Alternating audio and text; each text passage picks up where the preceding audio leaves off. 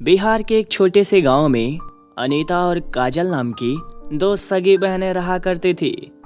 दोनों बहुत ही ज़्यादा गरीब थी और खेतों में काम करके अपने घर का गुजर बसर करती थी। दोनों का पढ़ाई करने का बहुत मन था, पर पैसे ना होने की वजह से वो पढ़ लिख नहीं पाती थी। ऐसे ही एक दिन की बात है, दोनों बहनें जंगल की तरफ जा रही थी। तभी उन्हें रास्ते में कुछ बच्चे खेलते हुए नजर आते हैं। सभी बच्चों को खेलता हुआ देखकर उन दोनों बहनों के आंखों में आंसू आ जाते हैं। दीदी, एक बात बताइए, क्या हम कभी भी इन बच्चों की तरह खेल नहीं पाएंगे? क्या हमारे पास कभी भी एक सुंदर सा घर नहीं होगा?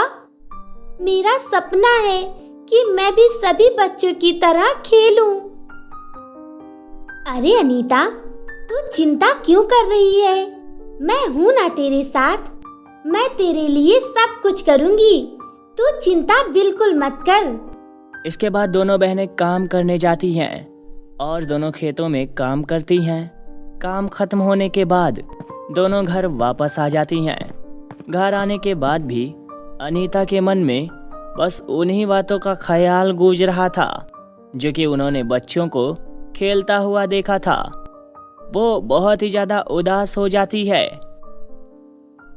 माँ, पिताजी, आप हमें इस हाल में छोड़कर क्यों चले गए? आप सभी के जाने के बाद हमारी हालत बहुत बुरी हो चुकी है।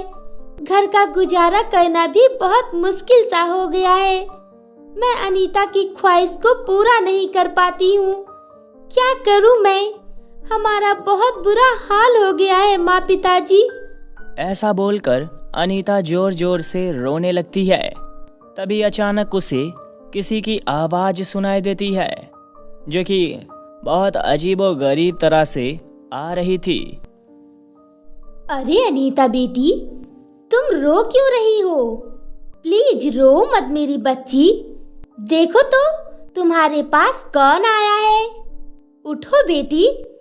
इतनी रात को आती आवाज को सुनकर अचानक अनीता उठकर खड़ी हो जाती है तो देखती है कि वहां पर उसकी माँ आसमान में उड़ रही होती है। अरे माँ, आप यहाँ कैसे? आप तो बहुत समय पहले हमें छोड़कर चली गई थी ना, तो फिर आप यहाँ कैसे आई? हाँ बेटी, तुमने सही कहा।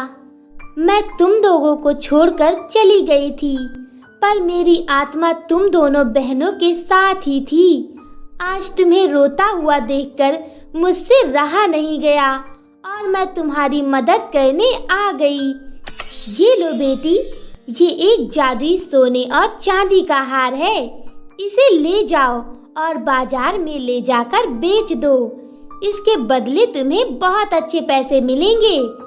पर याद रहे बेटी, इस हार को तुम जितनी बार बेचोगी, ये नया हार बनके तुम्हारे पास वापस आ जाएगा। अब जाओ और खुशी खुशी रहो। इसके बाद सोने का और चांदी का हार देकर अनीता की माँ वहां से गायब हो जाती है। अनीता अपनी माँ से हार पाकर बहुत ही ज्यादा खुश होती है।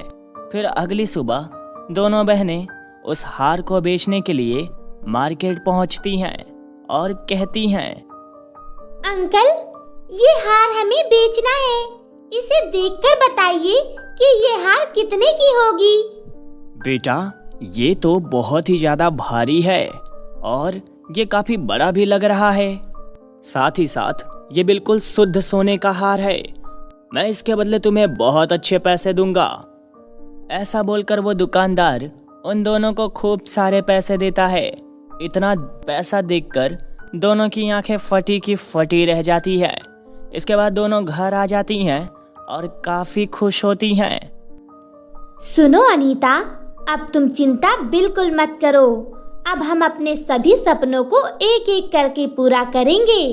और हाँ, अब हमें खेतों में काम करने की भी कोई जरूरत नहीं है। इसके बाद दोनों बहनों ने स्कूल में ही अपना एडमिशन करवा लिया और दोनों स्कूल भी जाने लगती हैं। साथ ही साथ दोनों एक साथ खेला करती थी। अब उनके जीवन में हर खुशी मिल चुकी थी। पर ये सब देखकर उसका पड़ोसी मोहन बिल्कुल जल भुन जाता है। अरे, इन दोनों के पास इतना सारा पैसा कहाँ से आया कि इन्होंने स्कूल में एडमिशन ले लिया। इनके पास तो खाने तक के पैसे नहीं थे, फिर ये पढ़ने कैसे जा सकती हैं? साथ ही साथ इन्होंने तो काम पर जाना भी बंद कर दिया। क्या माजरा है? मुझे लगता है दाल में कुछ काला है। इसके बारे में पता लगाना होगा मुझे। इसके बाद मोहन उन दोनों बहनों का पीछा करता है। पीछा करते करते वो उनके घर तक पहुंच जाता है। वहां जाकर वो उन दोनों बहनों की सारी बातें सुन लेता है कि किस तरह उस सोने के हार की वजह से वो सब इतना अमीर हुई हैं। ये सब सुनकर मोहन के मन में कुछ षड्यंत्र रचता है। अच्छा, ये बात है। ये सब इस जादुई सोने के हार की वजह से हो रहा है। मुझे पहले से ही लग रहा था कि दाल में कुछ काला है, पर इनके पास ये जादुई हार आया कहाँ से? चलो छोड़ो, मुझे क्या पता ये कहाँ से आया। अब मुझे किसी ना किसी तरह से इनसे ये जादुई हार हड़पना होगा, पर कैसे? हाँ, ये सही रहेगा।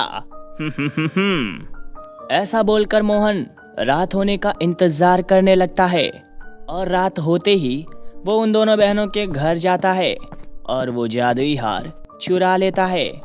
अगली सुबह जब दोनों बहनों की नींद खुलती है और दोनों हार ढूंढती हैं तो उन्हें पूरे घर में कहीं भी हार नहीं मिलता। इससे दोनों रोने लगती हैं। दीदी, ये क्या?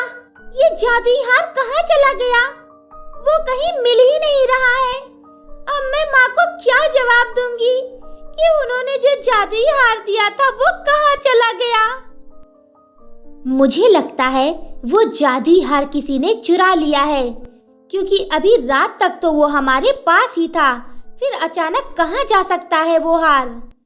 ये सब सोचकर दोनों बहनें बहुत ही ज्यादा उदास हो जाती हैं और दोनों सोच ही रही थी। तभी वहां पर वापस से उनकी माँ आ जाती हैं और उन दोनों से कहती हैं, अरे मेरे प्यारे बच्चों, तुम दोनों परेशान बिल्कुल मत हो। तुम्हें पता है ना कि वो हार चाहे जहाँ भी क्यों ना चला जाए, वापस तुम्हारे पास ही आ जाएगा। तुम दोनों बिल्कुल परेशान मत हो।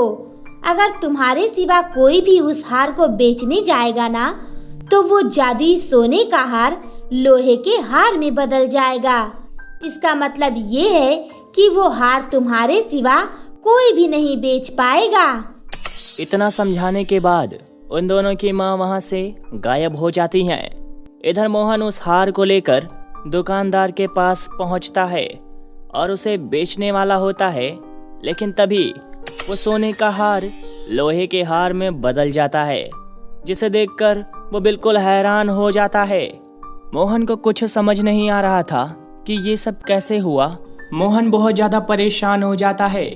इधर वो जादुई हार फिर से उन दोनों बहनों के पास चला जाता है, जिसे देखकर दोनों बहुत ही ज़्यादा खुश होती हैं।